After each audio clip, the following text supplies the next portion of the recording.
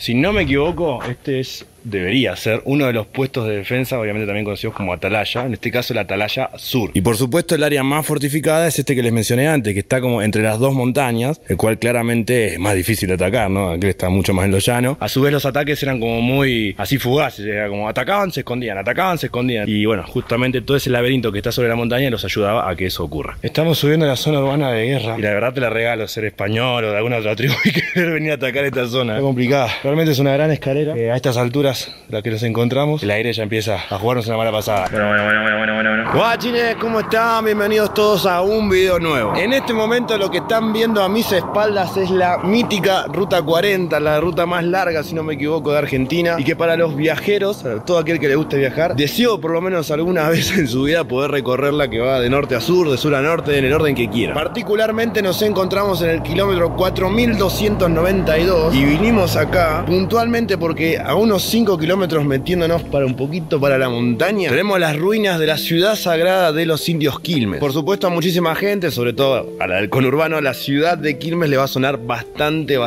familiar. Y por si alguno no lo sabe, yo calculo que muchísimo sí, esta ciudad de los indios Quilmes con la ciudad de Quilmes en la provincia de Buenos Aires tiene muchísimo, pero muchísimo que ver. Así que para entender un poquito mejor todo esto que acabo de mencionarles, vamos a pasar a recorrer un poco de su historia.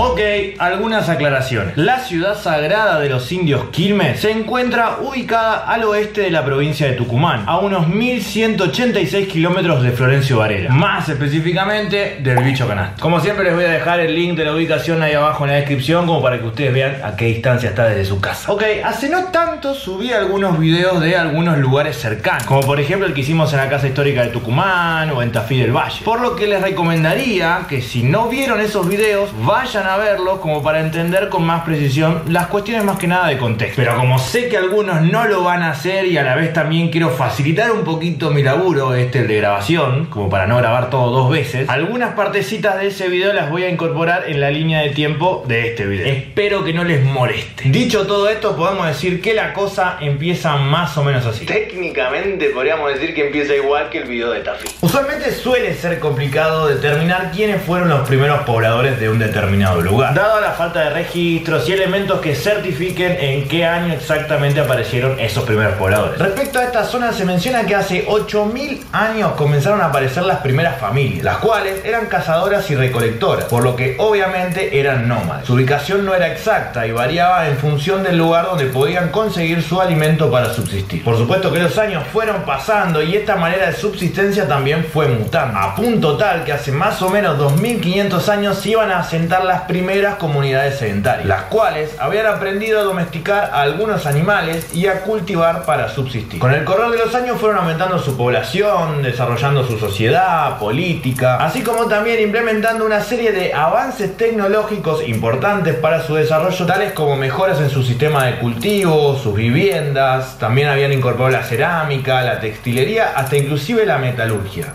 Durante todo este periodo surgieron diferentes culturas como por ejemplo la Humahuaca, Avería, Sunchituyok y la Santa Mariana. Esta última que les mencioné tiene la mayoría de su desarrollo en lo que se conoce como los valles calchaquíes y sus cercanías. Pero como para ser un poco más preciso, esta cultura y casi la totalidad de sus poblados se dieron más en el sector sur de dichos valles, el cual fufue conocido como sector Yocabil o sector Santa María. Como les dije, en dicho sector se generaron varios poblados, los cuales la mayoría, por no decir todos, hablaban el idioma cacán. También tenían otras similitudes entre sí, pero también tenían diferencias. Más allá de todo esto, nosotros nos vamos a concentrar en el pueblo de los Quilmes. Si bien hay fuentes que dicen que este poblado existe desde el siglo IX, o sea, desde los años 800 después de Cristo, los restos arqueológicos de la ciudad que vamos a ver en un rato demuestran que los Quilmes estuvieron viviendo allí ininterrumpidamente desde el siglo X. Y durante los más de 600 años que estuvieron viviendo allí, tuvieron un gran desarrollo sociocultural y económica. Al ser sedentarios, su principal fuente de alimento se daba gracias a las actividades agrícolas. Principalmente cultivaban maíz, papa, porotos, quinoa, etc. Además también, al estar en la montaña, desarrollaron terrazas de cultivo, que por ahí a muchos les suena, ¿no?, por Machu Picchu, pero bueno, estas comunidades también las utilizaban. Otra cuestión genial es que habían generado una represa, no solo para acumular agua en sí, sino también para poder orientarla a diferentes canales de riego que iban hacia esos sectores de cultivo que les dije recién. No se olviden que en estas zonas las lluvias y el agua en general no abundan durante el año. Por ende, su utilización y conservación era bastante estratégica y los quilmes lo tenían bien en claro. Su alimento no era solamente lo que cosechaban, también tenían ganado y a su vez cazaban. Pero vale aclarar también, al menos este es un dato que creo yo importante, siempre primaban el respeto por la naturaleza. Tomaban solo lo necesario para subsistir y de ninguna manera trataban de sobreexplotarla. Como vimos antes en el archivo del video anterior, tenían grandes habilidades en el tejido, tallado de piedras, metalurgia, maderas también para hacer utensilios y también alfarería. En sí, toda esta región santamariana es bastante famosa por estas urnas funerarias, las cuales estaban decoradas, pintadas y que se usaban particularmente para los niños. Su organigrama social era un poco como el que estamos viendo, con caciques, y a su vez el poder era del tipo hereditario, por ejemplo como se da actualmente en las monarquías europeas. Un dato no menor y que creo que hoy en día no sucede tanto es que tenían un profundo respeto y cariño por los ancianos, los consideraban como guías y guardianes de la sabiduría, la cual intentaban trasladar de generación en generación. Quienes ocupaban una alta jerarquía dentro de la comunidad eran los guerreros y los chamanes. Estos últimos eran los guías espirituales de la comunidad, la cual veneraba a dioses que tenían que ver muchísimo con la naturaleza, tales como el sol, el viento, el relámpago, etc. En términos económicos, tenían relación también con otros pueblos con los cuales realizaban intercambios de las distintas cosas que podían llegar a necesitar, utilizando muchas veces al ganado, que les dije recién, como animales de carga. Si bien en un rato lo vamos a ver, les cuento que arquitectónicamente desarrollaron piedra por piedra una inmensa ciudad que resistiría muchísimos años, con una gran cantidad de viviendas que yo digo que son tipo toldos, con una distribución parecida a la que estamos viendo. Si bien ellos no eran expansionistas, es decir, no intentaban conquistar otros pueblos, tampoco eran giles, tenían bien en claro que otros pueblos podían llegar a venir a tratar de conquistarlos a ellos. Entonces, para contrarrestar esto, para su población tenían dos tipos de ciudades. Una de paz, cuando estaba todo tranquilo, todo sereno, que estaba ubicada más en el llano y cerca del área productiva, mientras que cuando había algún enfrentamiento, la mayoría de la población se resguardaba en la ciudad de guerra, que eran construcciones hechas sobre la montaña y que era un área más fortificada, que obviamente les permitía una mejor defensa ante esos enfrentamientos. A su vez, esta área fortificada tenía dos atalayas para poder visualizar cuando se acercaban los enemigos, y así a puro gritos avisarle a los que estaban abajo tranquilos ahí laburando que se vayan al área fortificada porque se venía el bardo. Si bien, como les dije, los quilmes tenían enemigos o conflictos, vamos a llamarle de alguna manera zonales, para el año 1480 tuvieron un enemigo un poco más poderoso, que era nada más y nada menos que el Imperio Inca, en ese momento comandado por Tupac Yupanqui, el 10º soberano del imperio, que al parecer le copaba mucho este temita de las armas, así como también el temita de expandir el imperio. La mayoría de los pueblos de esta región resistieron este avance, pero los incas lograron dominarlos, quedando así incorporados al distrito sur del imperio, llamado Collasuyo, el cual se extendía hasta el noroeste de Mendoza. Toda esta invasión generó un proceso de transculturación también en el pueblo de Quilmes, en el cual se impusieron ciertas costumbres incaicas en el modo de vida, la religión o hasta inclusive el idioma. Recordemos que los quilmes hablaban cacán y los invasores incas trataban de imponer el quechua. La organización del pueblo en sí continuó siendo bastante similar, pero las cuestiones vinculadas a la economía o a la organización militar estaban controladas y dirigidas para favorecer al poder inca centralizado en Cusco. Si bien esto significó un cambio importante en toda esta región, también, como les conté en el video anterior, no iba a durar mucho. Ya en el año 1533 se da la denominada toma de Cusco, en la cual la expedición liderada por el español Francisco Pizarro toma el control de la capital incaica. Y el sistema sociopolítico que los españoles querían imponer estaba bastante basado en la explotación de las comunidades indígenas y de sus recursos para sacar el mayor rédito económico posible. Por supuesto que no solo se quedaron en Cusco, sino que comenzaron a expandirse hasta llegar a estos territorios. Como el principal objetivo de los españoles era la extracción de minerales preciosos, su principal actividad conquista se daba en centros mineros, como por ejemplo Potosí, en el actual territorio de Bolivia, y los lugares más al sur eran considerados como áreas periféricas, que se iban a encargar del abastecimiento de dichos centros mineros. Para que esto se llevara a cabo y se pudiera tener un mejor control de toda esta zona, se trató de instaurar dos mecanismos: las encomiendas y las mercedes reales. La encomienda era una especie de encargo que hacía el rey de Castilla al conquistador para que llevara a los individuos locales por el camino de la fe cristiana. Por lo que tengo entendido, no le otorgaba al conquistador la propiedad de la tierra, porque digamos que ya había gente viviendo allí, pero este terminaba aprovechándose y esclavizaba a los pobladores nativos, mientras que la merced de tierras era como un: tomá, te doy el título de estas tierras despobladas por los favores que le hiciste a la corona, andá y hacete cargo de la zona. Obviamente no había ninguna ley que diga de qué manera se podía hacer cargo, por lo que esto llevó a infinitos conflictos con las comunidades originarias, que resistieron todo lo que pudieron, negándose la gran mayoría, por no decir casi todos, a someterse justamente al control de los españoles. Estos conflictos fueron bautizados como las guerras calchaquíes. En la primera, ocurría entre los años 1560 y 1563, el cacique de origen tolombón, bautizado como Juan Calchaquí, organizó a diferentes pueblos de la región y lanzó fulminantes ataques contra 3 ciudades: Córdoba de Calchaquí, Londres y Cañete. Estas habían sido fundadas por el conquistador español Juan Pérez de Zurita, el cual también buscaba imponer con las comunidades este sistema de encomiendas que vimos recién. Pero dicha resistencia logró expulsar a los españoles, los cuales tuvieron que básicamente acomodarse en los alrededores o en la periferia en sí de los valles calchaquíes, como para no tener quilombos inmediatos y de esa manera reorganizarse mejor. Obviamente los ataques continuaron, así como también la resistencia de las comunidades. Hubo otras rebeliones, como la liderada por el curaca de Purmamarca llamado Viltipoco, aunque tal vez la más grande y sangrienta de las rebeliones es la denominada Segunda Guerra Calchaquí, o también conocida como Gran Alzamiento, que se dio entre las comunidades dirigidas por Juan de Chalimín contra los españoles dirigidos por Felipe de Albornoz. Este enfrentamiento se dio entre los años 1630 y 1637. La verdad me encantaría poder detallarlo mucho más en profundidad, porque lo que leí me pareció la verdad increíble. No solo por las causas de la guerra en sí, lo cuales son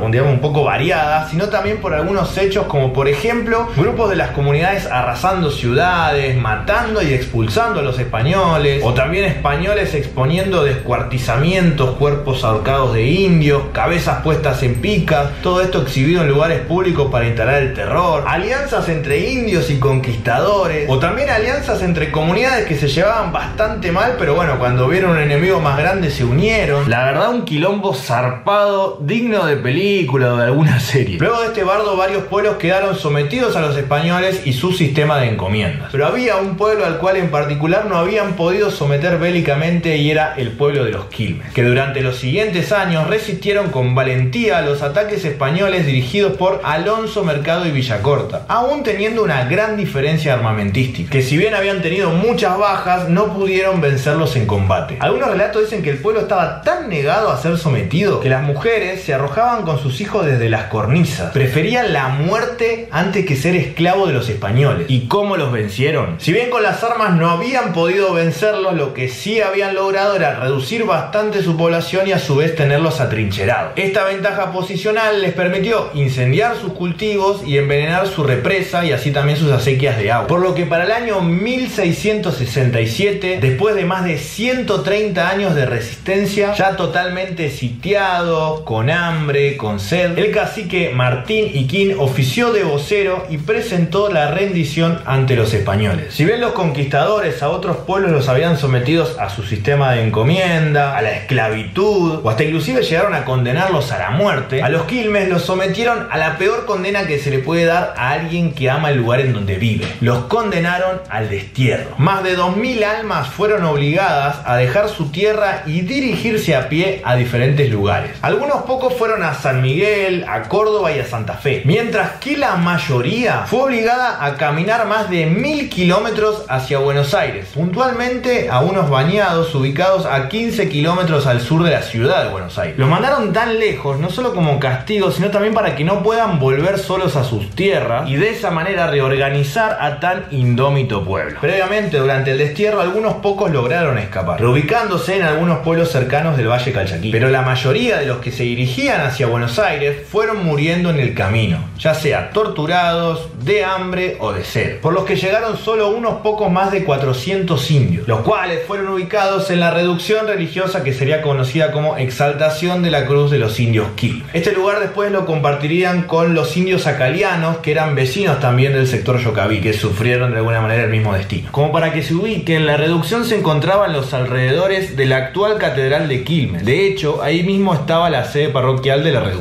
Ya en esta zona, los Quilmes fueron reduciendo progresivamente su población, debido a diferentes factores, como por ejemplo la falta de los alimentos que estaban acostumbrados a comer, o el desconocimiento de las hierbas medicinales de esta zona como para poder curarse, o simplemente la diferencia climática con esta región mucho más húmeda, aunque el principal factor fueron las epidemias. Al ser Buenos Aires una ciudad-puerto, estaba mucho más propensa a enfermedades como la viruela, tifus, peste bubónica, etc. Algunas fuentes declaran que con los años todos los indígenas fueron falleciendo. Otros dicen que los pocos que quedaban se fueron escapando, y a su vez algunas fuentes dicen que a principios de 1800 quedaban algunos descendientes directos vivos. Más allá de todo esto, el punto es que para el 14 de agosto de 1812 se declaró a la reducción como extinta, creándose el mismo día en su lugar el pueblo de Quilmes. Obviamente la historia de Quilmes como ciudad en el conurbano, hoy por ahí más famosa, sigue y es bastante extensa, por lo que no nos vamos a tampoco concentrar tanto ni tampoco lo vamos a contar en este video. Sé que me estoy extendiendo mucho, pero bánqueme un cachito, ya termino. Quiero contarles ahora lo que pasó con la antigua ciudad de Quilmes. Luego del destierro del año 1667, más allá de lo que los españoles de ese entonces pudieron haber robado, en sí la ciudad no la usaron para mucho, diría que para nada, y quedó absolutamente abandonada. En el año 1716, mediante una cédula real, la corona reconoció la preexistencia de los Quilmes en estas tierras, así como también la propiedad de las mismas. Pero acá se les siguió dando prioridad a los terratenientes, impidiendo que los Quilmes puedan volver a sus tierras. Lo curioso es el nulo uso que le daban a la ciudad. O sea, no la vamos a usar,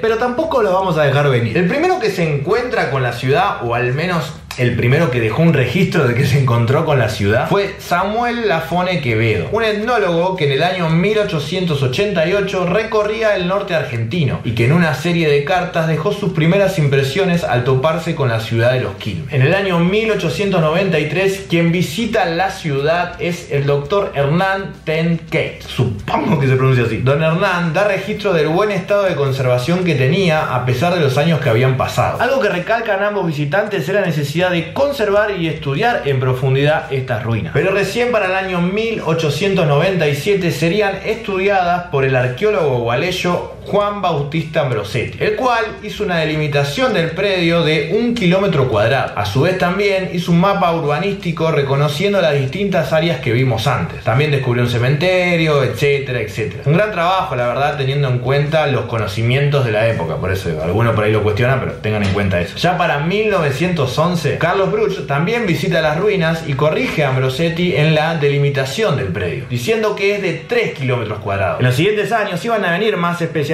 justamente en la búsqueda para poder encontrar y estudiar nuevas piezas arqueológicas, como flechas, tejidos, urnas funerarias, etc. Muchas de ellas donadas y actualmente exhibidas en museos. Pero también iban a aparecer ladrones, como por ejemplo Manuel Zabaleta, el cual robó numerosas piezas arqueológicas y lejos de donarla a la investigación o a la difusión arqueológica, prefirió vendérselas a museos norteamericanos y europeos justamente para poder hacer guita con eso. Un lujo el tipo. Se podría decir que desde la década del 30 no venía pasando mucho con la ciudad, hasta que en el año 1977 el Estado provincial del entonces gobernador Antonio Domingo Bussi le expropia a terceros 206 hectáreas de terreno en la que se encontraban las ruinas. Algo que no les comenté. ¿Se acuerdan que les dije que la corona española había reconocido que estas tierras le habían pertenecido a los Quilmes, pero que acá no le habían dado mucha cabida al asunto? Bueno, cuando Argentina deja de ser colonia española, los descendientes de los Quilmes van a buscar lo que técnicamente es de ellos. Pero el Estado argentino básicamente les dijo: no, ese papel tenía validez cuando éramos España, ahora somos Argentina.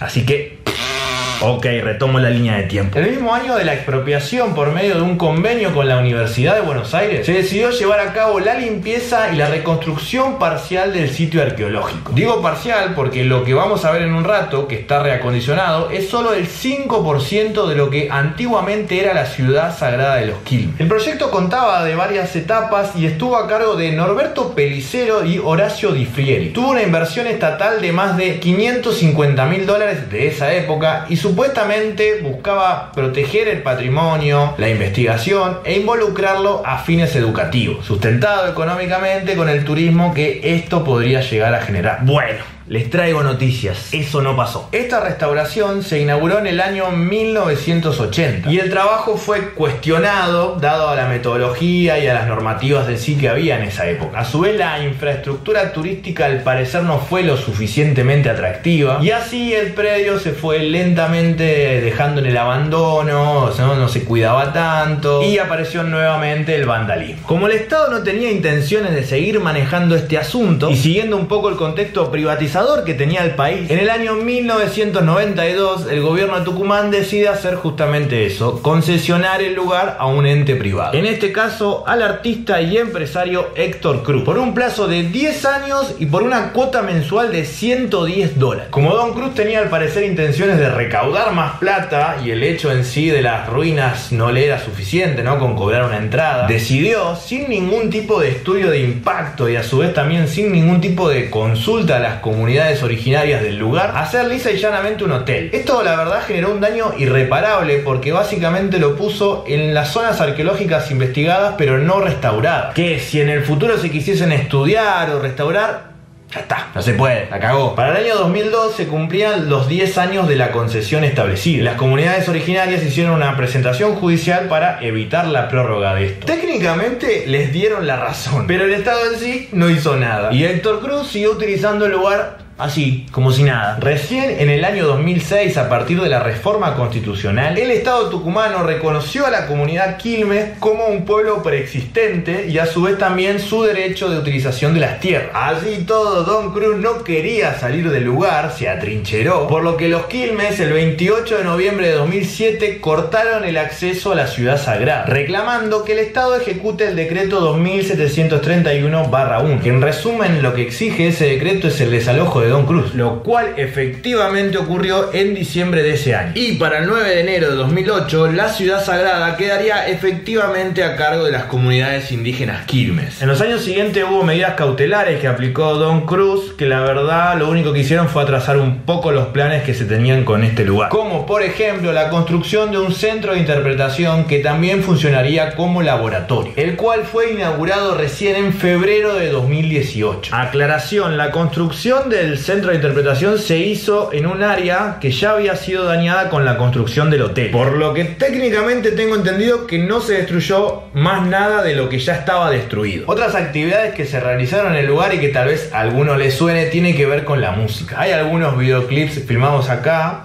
les dejo algunos como para que vean el lugar desde otra perspectiva. Además, me pareció un datito ahí de color. Ok, guachines, discúlpenme, yo sé, se hizo larguísimo. Me encantaría poder hacerlo más práctico, pero siento de verdad que se pierde mucha data que por lo menos en este video creía yo que era bastante importante. Y que de alguna manera, por lo menos en este video de no sé ya cuántos minutos, valía la pena recordar. Si bien la ciudad de Quilmes en Buenos Aires tiene cerca de 600.000 habitantes, no sé si todos los que viven o vivieron allí tienen bien en claro cuáles fueron sus orígenes. Hay ciertos recordatorios como los que estamos viendo, pero muchas veces el porteñocentrismo nos hace creer que tenemos más que ver con los europeos y desestimamos las historias de las comunidades precolombinas que vivían acá muchísimo tiempo antes, con algunas cuestiones que podemos hasta considerar malas o por lo menos hoy en día discutibles, pero también con otras que en lo personal creo que son absolutamente increíbles o hasta inclusive avanzadas, pero que la historia escrita por los conquistadores de alguna manera avasalló y que muchos descendientes de estas comunidades intentan que no se olviden. Más allá de esta bajada de línea, si les gustó el video hasta acá, los invito a darle like, a suscribirse, a activar la campanita y ya si están en recopados, compartir. Dado que por una decisión personal voy a usar algunas canciones con copyright, por este video YouTube no me va a pagar absolutamente nada. Así que si quieren colaborar con el canal, acá les dejo un alias por si a alguno le pinta hacer una transferencia. Lo último, si quieren más detalles del tipo turístico, con mapas, servicios, precios, etcétera, les dejo el link del blog que estamos escribiendo con Juli llamado La Ruta del Espejo, y ahí bueno, van a tener algunos datos más. O si quieren algún dato más que necesiten, avísenme ahí en los comentarios y nosotros lo agregamos ahí al blog. Ahora sí, espero que no se hayan ido, gracias por la paciencia. Nos vamos para la ciudad sagrada de los Quilmes.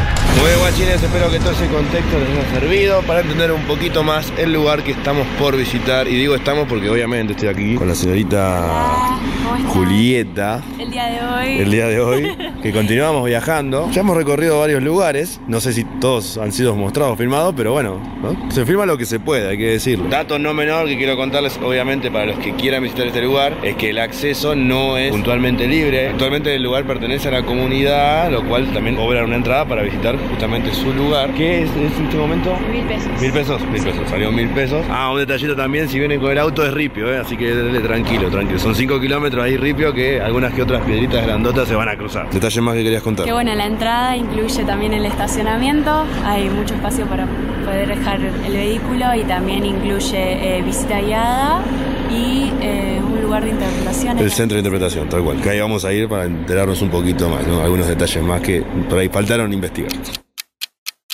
Muy bien, guachines, acabamos de salir del centro de interpretación. Recomendación personal, háganlo, entren, está muy detallado, está muy bueno, mucho más detallado inclusive de lo que obviamente yo en el video le voy a poder mostrar. Tómense su tiempo. Sí, tómense su tiempo, porque realmente van a entender muchísimo más de lo que ahora yo también les puedo llegar a mostrar, pero a su vez también de la cotidianidad que tenían, a su vez el ingenio puntual para hacer esta tremenda ciudad sobre una ladera de montaña, cómo se defendían, cómo hicieron para resistir más de 100 años justamente gracias a ese diseño, cuestiones arquitectónicas, todo, absolutamente todo. ¿Vos por ahora? ¿Cómo venís? ¿Sorprendida? Hermoso. Sí, sorprendida, más nos mostraron un video que estaba muy bien y es como... Emotivo. Sí.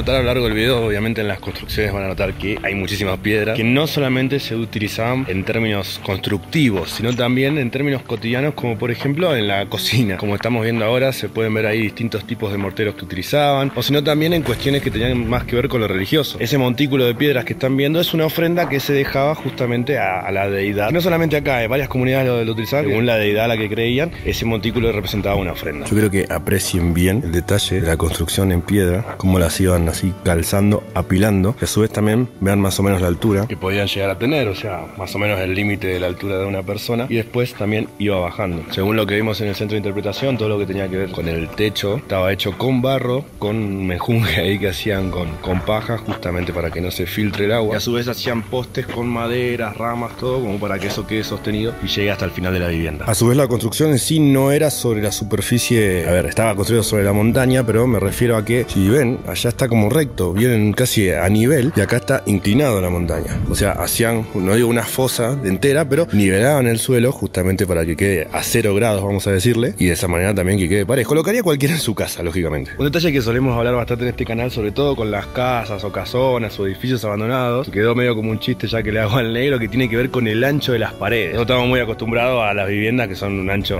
de lo que dé el ladrillo que le podamos poner, pero en los caserones antiguos por ahí usaban más cantidad, entonces el ancho sorprende un poco, ¿no? De la diferencia con las viviendas de hoy en día. Yo quiero que ustedes vean el ancho que tenían estas viviendas, como para que entiendan también el por qué resistieron tanto el paso del tiempo, a pesar de los vientos, de las tormentas que podía llegar a haber acá, obviamente con algunas reconstrucciones y restauraciones de por medio, pero fíjense el ancho que tenía, por ejemplo, este caso. Hay más angostas como esa, que sin embargo son también bastante anchos. 2 personas, más o menos, sí, casi 1 metro de ancho tiene.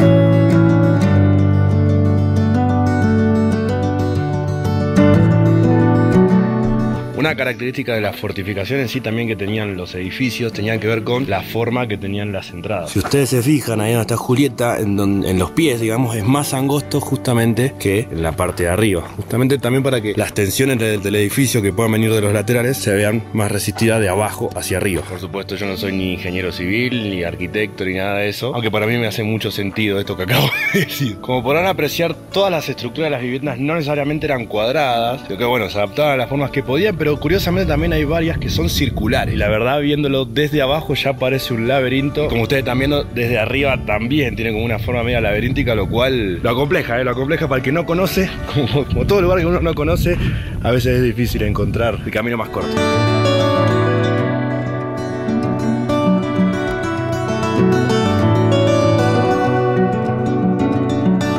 Bien, si prestan atención, ahí donde están los cactus y todo eso, van a ver que hay un montón también de paredes o pastizales ya un poco crecidos. Y es porque toda esa zona, digamos que está sin restaurar. Pero en condiciones sería bastante similar a esto que estamos viendo acá. En el mapa que estaba en el centro de interpretación estaba bastante claro, en el cual decía que había una zona urbana que era en épocas de paz, por así decirlo. Una zona urbana de paz, que es todo desde allá abajo y va recorriendo todo y se va metiendo hacia la derecha y más para allá toda una zona en sí de cultivo, el área, digamos, de cosecha, cultivo, todo para alimentar también a toda esta zona urbana de paz. Y todo lo que uno ve en el centro, que se encuentra entre dos laterales así de la montaña, esa era una zona fortificada justamente con dos atalayas que servían también para avistar a los enemigos, pero también para defender toda esa zona. En esos momentos la población que estaba acá atrás en la zona urbana de paz se iba a la zona urbana de guerra.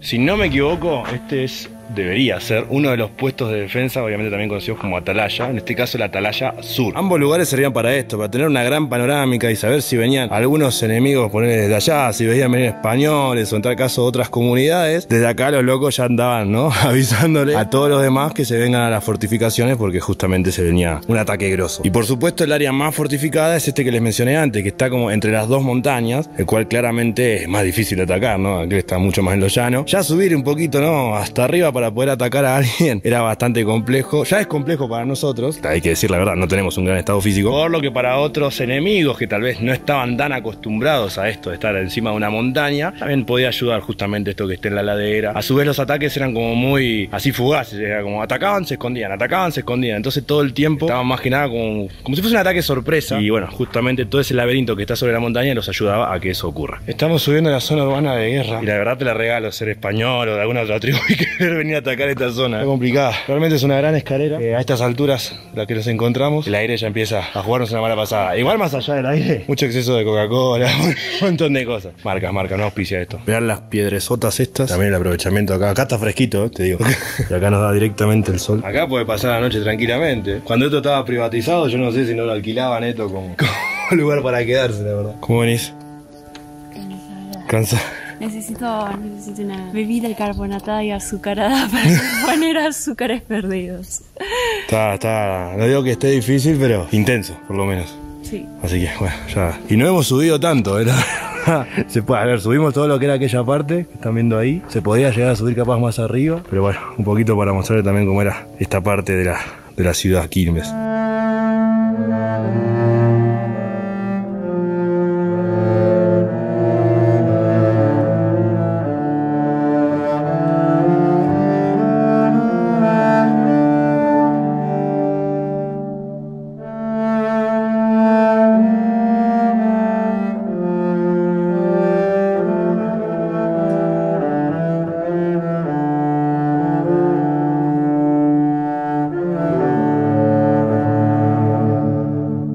Yo sé que es complicado, sobre todo en la parte no reconstruida o que se ven por ahí restos, realmente ruinas, imaginar, pero imagínense toda esta parte que sería como la zona urbana, aquella parte, lo que sería lleno de un campo casi dorado de maizales y demás cultivos. A su vez también en esas paredes hicieron las terrazas que les había mencionado, muy parecidas a las de estilo inca o las que se ven por ahí en lugares más, no sé, con mejores publicidades, como por ejemplo Machu Picchu. El hecho de que allá hayan hecho una reserva que servía con canales de riego para toda esta zona, tremendamente impresionante. Y lo comento porque muchísimas veces cuando se habla sobre los indios y si no hubiesen venido los españoles todavía seguiríamos con arco y flecha, la verdad estos tipos no eran unos salvajes, o por ahí lo eran en nuestras cuestiones que tienen más que ver con la cultura nuestra actual, pero era una organización bastante compleja y que se llevaba muy bien a cabo. O sea, duraron también mucho tiempo, no solamente estas comunidades, sino todas las que estaban distribuidas a lo largo y a lo ancho de este país. Y esto es una opinión absolutamente personal. Para muchos los españoles tendrían una mejor cultura, otras cuestiones que por ahí tienen más que ver con lo que somos hoy día, porque justamente fuimos conquistados. Por ahí, si no hubiésemos sido conquistados, le tomaríamos más valor a otras cuestiones, como si le tomaban valor las comunidades de todo este país, como les dije recién. La principal ventaja que tuvieron los colonizadores, al igual que en todos los lugares donde hubo algún tipo de conquista, fue pura y exclusivamente tener el fuego, el plomo,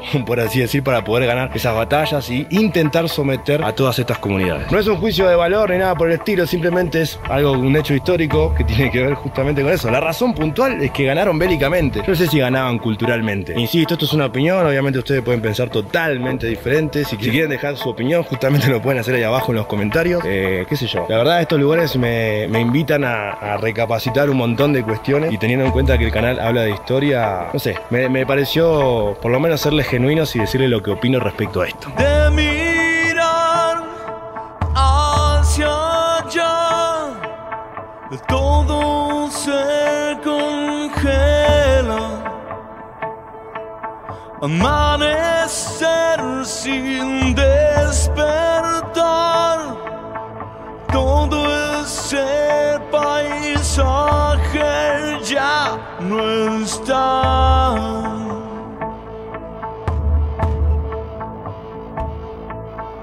De mirar hacia allá, hoy parcelas Pucará, arquitectos de Antifaz,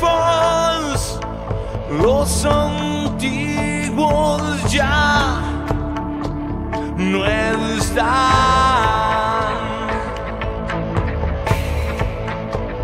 No están,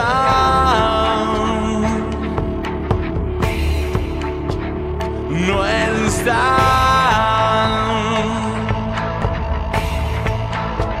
no están.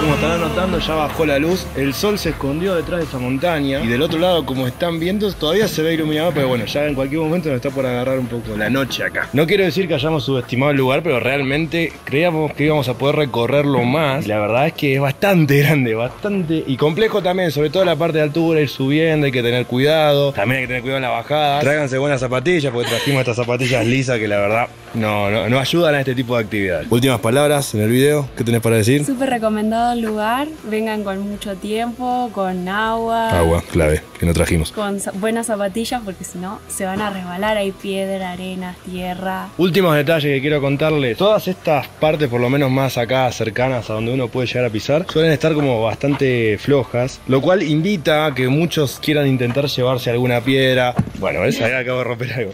Por favor, dejen todo como está, no rompan nada, de verdad. No por nada le dicen ciudad sagrada, y si es sagrada para alguien, por favor, respétenla, aunque no lo sea para ustedes tal vez, pero bueno, respeten el lugar sagrado de la gente, no se lleven nada, no rompan nada, por favor, no pinten, lo de siempre, no dejen basura, nada. Si quedó algún detalle por mencionar o algún error histórico que puede pasar en estos videos que son por ahí, datan de mucho tiempo, hay mucho proceso histórico en el medio, por ahí hay alguna equivocación, obviamente no es la intención, pueden dejarlo obviamente ahí abajo en los comentarios, son libres de expresar lo que quieran. Yo hace un rato les hice una opinión por ahí bastante personal, pero obviamente son libres de pensar lo que se les cante y pueden decirlo también ahí abajo. Y lo último, ya para despedirnos, no se olviden por favor, si les gustó el video, si les copó y si quieren ayudarnos a financiar también esta travesía, pueden ayudar económicamente al canal. Ahí abajo les voy a dejar los links de Cafecito App, o si no los numeritos, letra, todo transferencia, para que tengan ustedes ahí más fácil acceso. Esa es la que va, la transferencia es la que va. Guachines, desde la ciudad sagrada de los indios Quilmes, acá en Tucumán, nos despedimos. Esperemos que les haya gustado el video. No se olviden de darle like y suscribirse. Nos vemos en la próxima. Chao, chao. Tú que conoces mi pena, vientito del Tucumán,